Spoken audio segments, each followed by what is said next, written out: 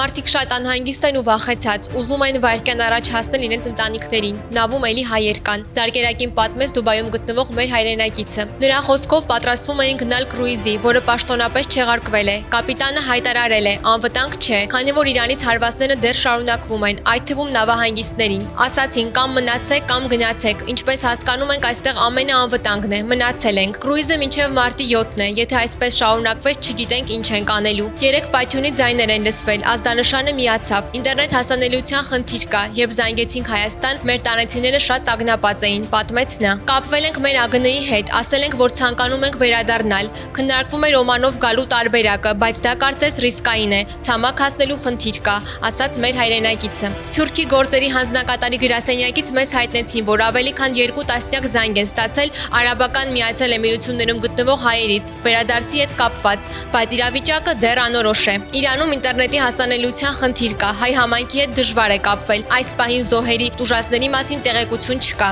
Իսրայելի հայ համայնքում զոհեր տուժածներ այս պահին չկան, փակ են դպրոցները, աշխատավայրերը, հայերը կամ տանն են, կամ ապաստարաններում։